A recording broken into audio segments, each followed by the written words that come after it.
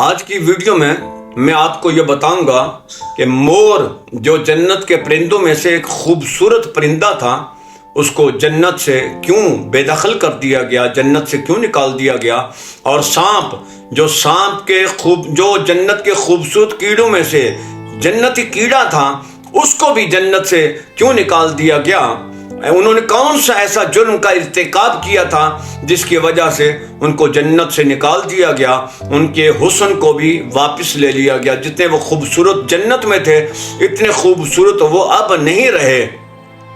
ناظرین، حضرت آدم علیہ السلام، حضرت اماں حوا کو جب اللہ تعالیٰ نے پیدا فرما کے جنت میں بھیج دیا اور فرمایا کہ تم جنت میں رہو، جہاں سے چاہو کھاؤ، جہاں سے چاہو پانی پیو، جہاں سے چاہو جس نہر سے چاہو دودھ پیو، شہد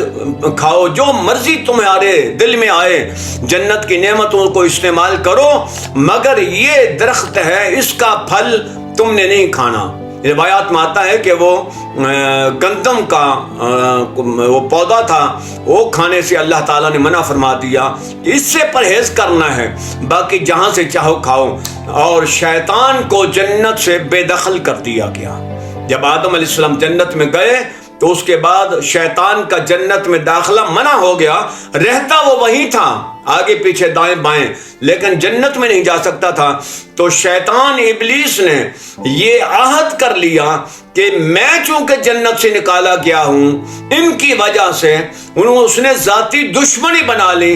حسد کی آگ میں جلنا شروع ہو گیا، انتقام کی آگ بھڑک اٹھی اس کے دل میں۔ تو اس نے بھی عہد کیا کہ میں نے ان کو جنت سے نکال کے سانس لینا ہے۔ لہذا وہ اس وقت کے انتظار میں تھا کہ کیا میں کروں، جنت میں کس طرح جاؤں۔ تو وہ جنت کے دروازوں پہ بھٹکتا رہا، کبھی اس دروازے پر بیٹھتا، کبھی اس دروازے پر بیٹھتا، کبھی بڑے دروازے پر آ کے بیٹھتا۔ تو کئی صدیاں اس نے اس کوشش میں گزار دیں کہ ایک دن وہ جنت کے دروازے پر بیٹھا، یہ سوچ رہا تھا کہ مور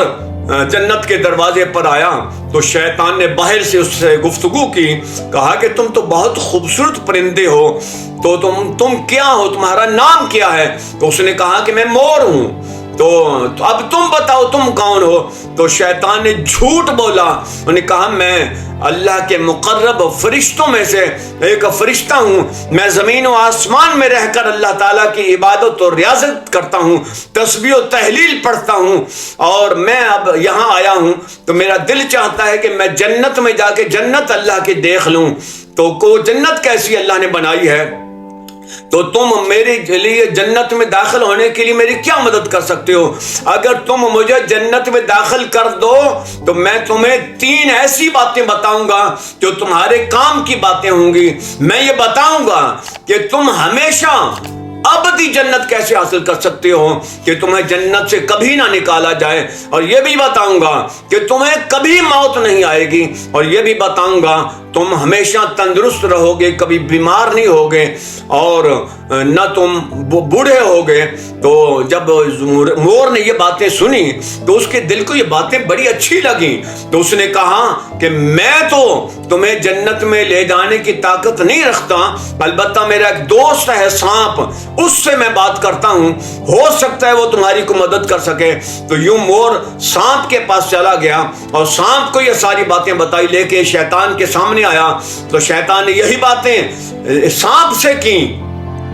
تو سانپ نے کہا کہ ٹھیک ہے، میں تمہیں جنت میں لے جاتا ہوں۔ اس نے اپنا منہ کھولا، شیطان سانپ کے منہ میں داخل ہو گیا، اور یوں وہ جنت میں داخل ہو گیا، اور جا کے اس نے آدم اور حوا کو یہ کہا کہ یہ جو درخت جس سے اللہ نے تمہیں منع کیا ہے، یہ اس لیے منع کیا ہے کہ یہ درخت اگر تم کھا لو گے تو تم ہمیشہ کے لیے جنت میں رہو گے، اور نہ تمہیں موت آئے گی، نہ تم جنت سے کبھی نکالے جاؤ گے۔ تو حضرت آدم علیہ السلام اماں حوا کو شیطان کی باتوں پر یقین آ گیا، اچھی لگیں، مگر آدم علیہ السلام کے دل میں یہ خیال آیا کہ یہ اللہ کی نافرمانی ہوگی۔ تو پھر قرآن میں آتا ہے وَقَاسَمَهُمَا إِنِّي لَكُمَا لَمِنَ النَّاصِحِينَ، شیطان نے اللہ کی قسم اٹھا دی کہ میں تمہارے فائدے کی بات کرتا ہوں، میں تمہاری ہمدردی کرتا ہوں۔ تو جب قسم اٹھائی تو پھر انہوں نے سوچا کہ اللہ کی قسم جھوٹی کون اٹھا سکتا ہے. تو یوں ناظرین آدم اور حوا نے وہ شجر ممنوعہ کھا لیا، وہ گندم کے پودے کا، گندم کا وہ جو پھل تھا وہ کھا لیا، اور جو ہی وہ حلق سے نیچے اترا تو جنتی وہ جو بہشتی لباس تھا سب سے پہلے وہ سمٹ گیا اور وہ بے لباس ہو گئے. تو آدم و حوا نے جب ایک دوسرے کے جسموں کو دیکھا تو فوری طور پر جنت